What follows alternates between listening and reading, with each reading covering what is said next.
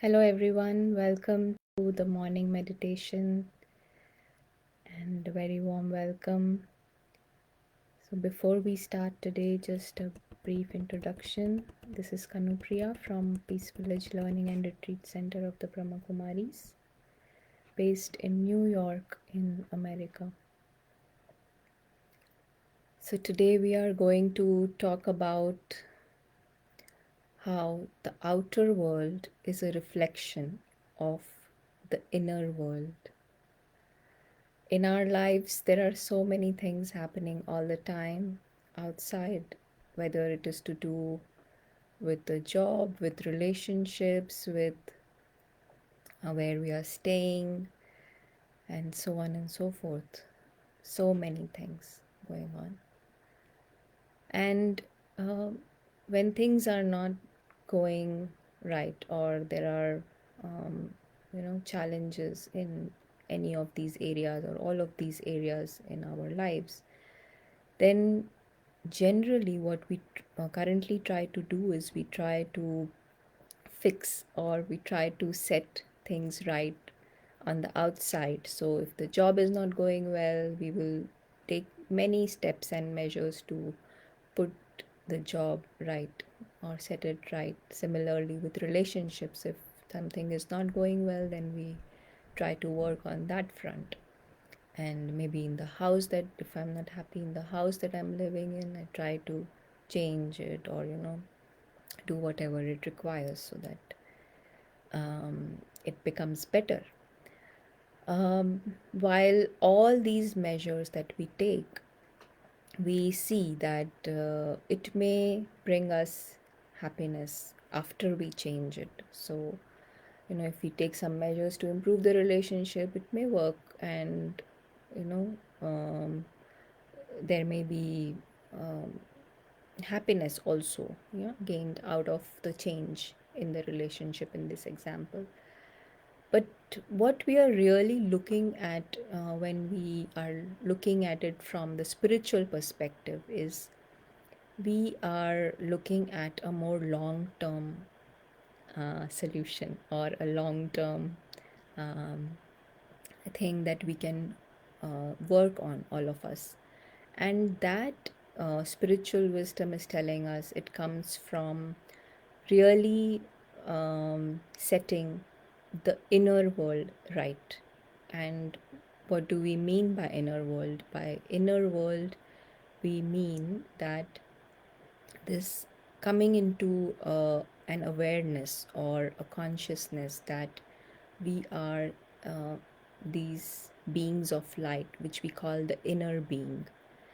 And the more we nurture this inner being, the being of light, we start to operate from a very different perspective. We start to operate from clarity, and we notice that slowly and gradually we see that the more this inner being or this inner consciousness is set right, it actually influences each and every aspect of our outer world. And to see it like, and we experience also that the outer world becomes like a reflection of the inner life or the inner world. So to give an example, if we took the example of, say, job or money, right? If I was in a perspective of just looking at the outer world, where I'm totally ignoring the inner world, then if there is no money, then inside and outside I will feel that I have no money, I'm poor, right?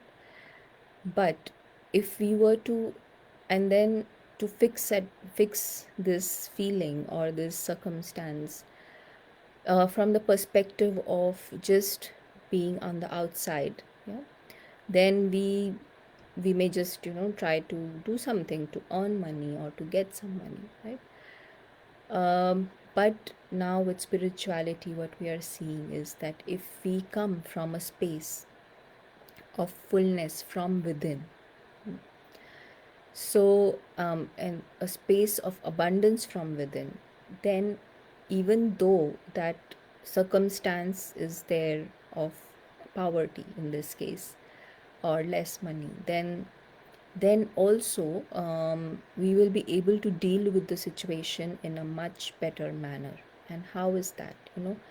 If from within I'm not influenced by this feeling of poverty, or oh, I'm poor, yeah, feeling helpless and like a victim, then we do not come from a space of neediness. We will not go and as if beg people for helping us, in this case for maybe for a job or whatever else, so that you can earn money. But you will come from a space of self respect, which is so very important, and that actually influences the kind of work that we will get, or the kind of job that we will get, the kind of money we will earn. So, to first set the inner world right, and that inner world can be set right only not just by just positive affirmations, right? That just imagining that I have money, I have money. No, Raj Yoga is telling us that we can shift, make this shift of the inner world completely with just practicing and just coming into the awareness of the soul, this inner being, whose reality is actually full. It is always abundant, not needing anything. This being is immortal. The more we nurture this awareness and we start to experience that this is who we are, then our outer world also automatically and naturally becomes a reflection of the inner world, which brings a lot of happiness, lot of peace. We are looking for love, but love without neediness, and there is joy always. So we will experience all these wonderful emotions and feelings when we set the inner world right. So let us first experiment with a short meditation, and if any of you would like to ask any questions, most welcome. You can use the chat box. So like always, we start with just putting our mind and intellect in the right position.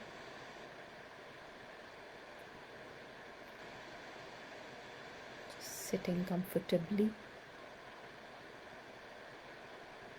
and keeping the body relaxed but alert.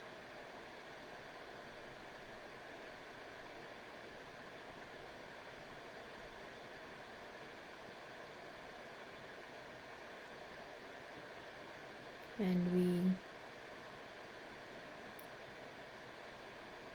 observe the thoughts in the mind.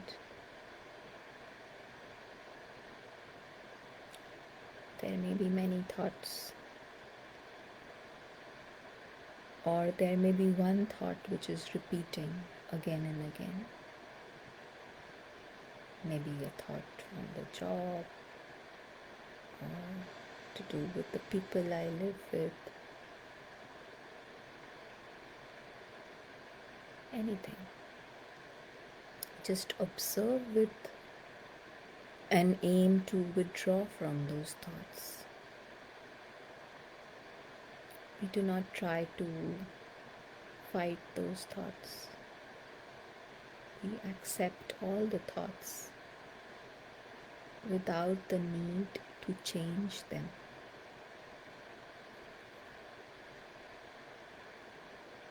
But gently we tell the mind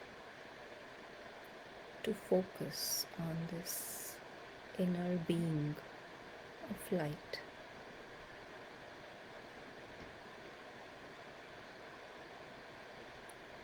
This inner being of light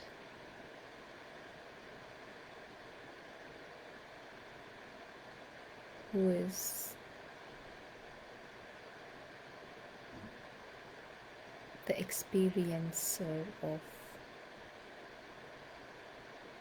all the interactions in this physical world, the outer world.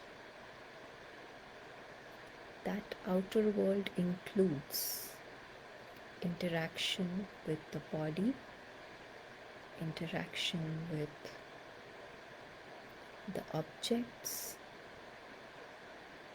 material objects, and interactions with food, interactions with people, interactions with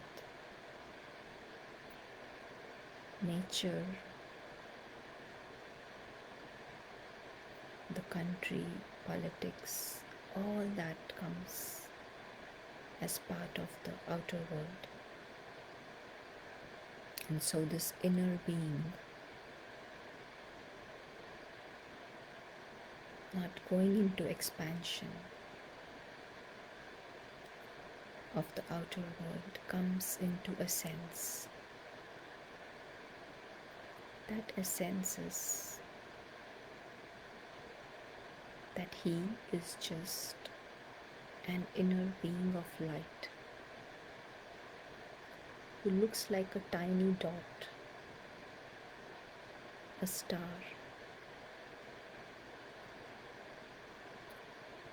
And this tiny star is aware that he does not belong to this physical world, the outer world. His life is completely different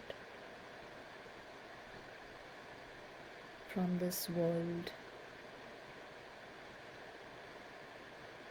of noise and commotion.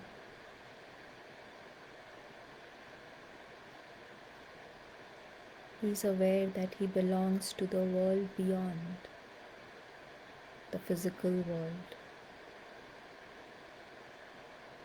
That world is invisible and subtle. And he travels to that world called the home, the spiritual home of this inner being, just using his mind. He reaches this world of light, the home.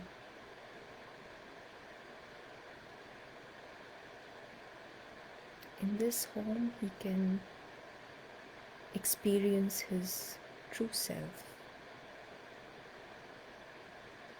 and the original experiences of the true self. The tiny star is that of fullness.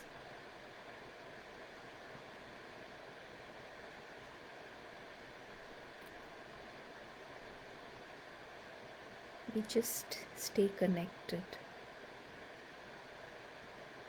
with this realm of immortality.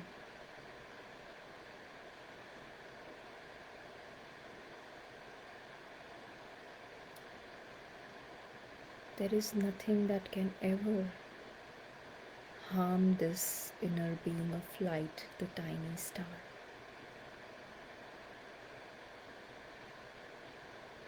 And that is such a relief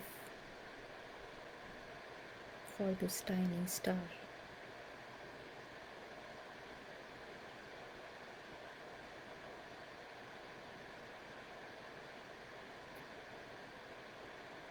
He feels perfect and full always because he's connected to the source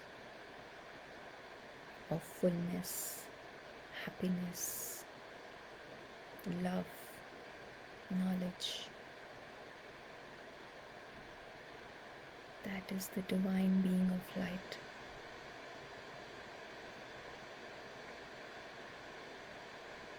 Who is always also present. This whole dimension is eternal.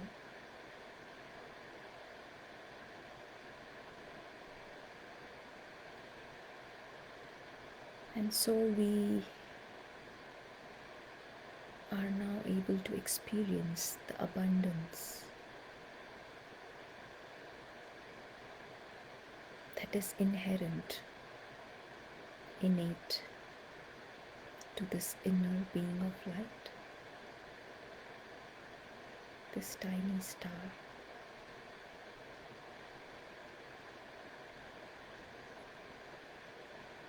Abundance because there is nothing that he can lose from this original experience. That is possible when he is in clarity of his true self. True self, the true home, and also the connection with the divine being.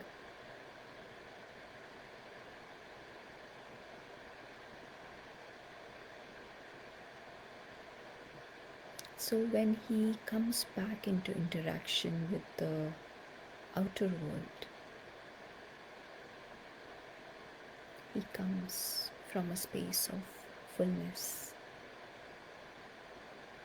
He comes from a space of abundance. And in this fullness and abundance, he finds himself in a world of joy and happiness that is full of love. There is no neediness of getting something, having something, wanting something, desiring something, even not even liking something from the physical world, the outer world. Yes, interactions are there, but he is already full. And so the perspective changes.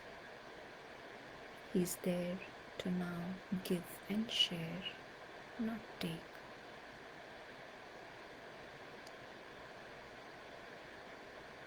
And he finds that the outer world automatically responds to the influence of the inner world. The outer world is just a manifestation, a reflection of the inner world.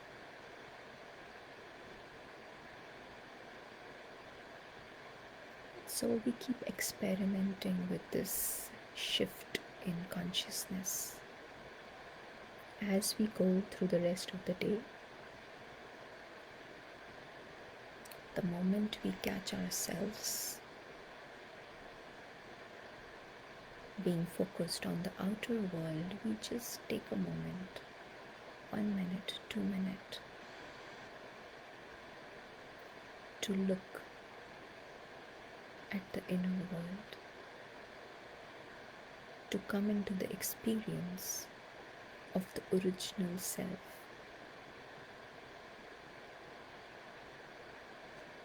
And that is like a lottery one. We see how lucky each one is, in spite of whatever may be going on in the outer world. When the inner world is rich, the outer world automatically becomes rich.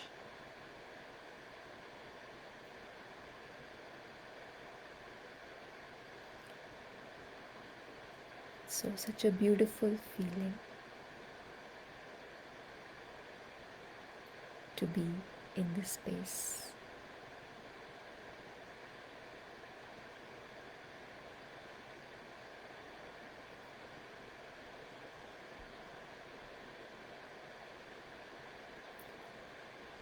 And so we will practice this through the rest of the day.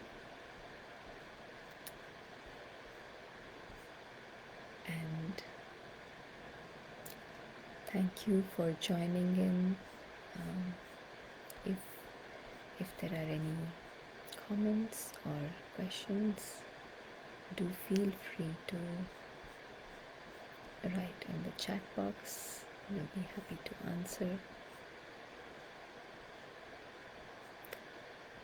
It is such a beautiful thing that spirituality is teaching us. It's like a long term solution. We are spending and putting in so much of effort to make things right in a way in our outer world, and anything in the outer world currently, anything happens, we actually see that it starts to trigger something in the inner world. But now, with spirituality, we're seeing that if we become stable in this stage of the true self and make the inner world more important, make the inner world um, more important, then we see that the outer already starts to cooperate.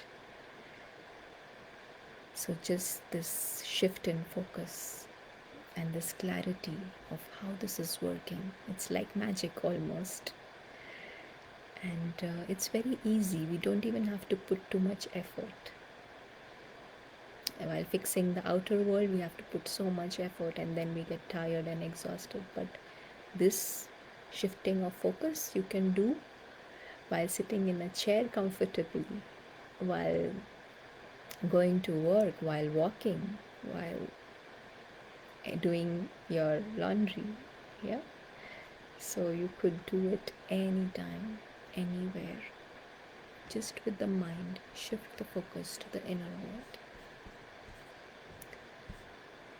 So thank you for listening in and hope to see you all again very soon. Have a very good day or evening. Om Shanti.